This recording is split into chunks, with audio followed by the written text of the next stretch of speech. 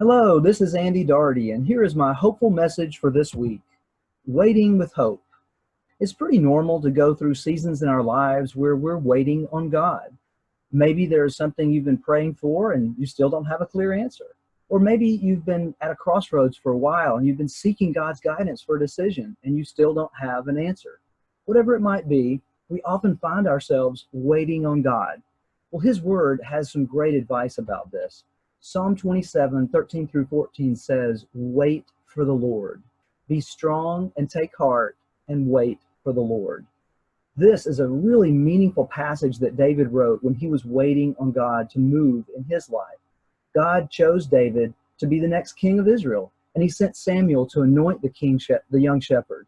But David could not assume the throne yet because, as you probably know, the current king, King Saul, was trying to kill him. So David and his loyal band of warriors waited in hiding in caves to escape the Israeli army. They were waiting on God. But David never lost his hope. He waited on God, trusting in Him for a bright and hopeful future. Oswald Chambers wrote, "Wait for God's timing. Whenever there is doubt, wait. When it is a question of providential will, the providential will of God, wait for God to move." Henry Blackaby taught a similar lesson on this in his best-selling book, Experiencing God. Blackaby said, "You may think of waiting as a passive, inactive time, but waiting on God is anything but inactive. While you wait on Him, you will be waiting, you'll be praying with a passion to know Him, His purposes and His ways. You will be watching circumstances and asking God to interpret them by revealing to you His perspective. While you wait, continue doing the last thing God told you to do.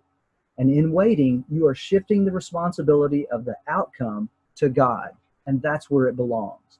Then, when God gives you specific guidance, He will do through you more in days and weeks than you could ever accomplish in years of labor. Waiting on Him is always worth the wait." End quote from Henry Blackaby.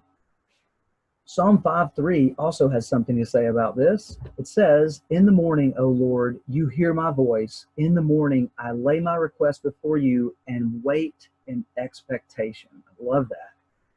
Our season of waiting should not be a time of anxiousness or impatience. I know I struggle with that, or discouragement, but a time of hopeful expectation. Of course, this is easier said than done, but it is God's will for us to learn patience and trust as we put our hope and trust in Him.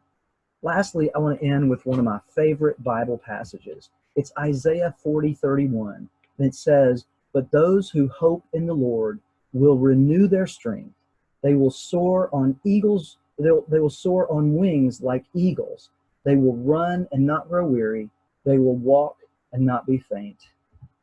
So last of all, may you put your hope in the Lord and wait in hopeful expectation for His divine timing. Thanks for listening.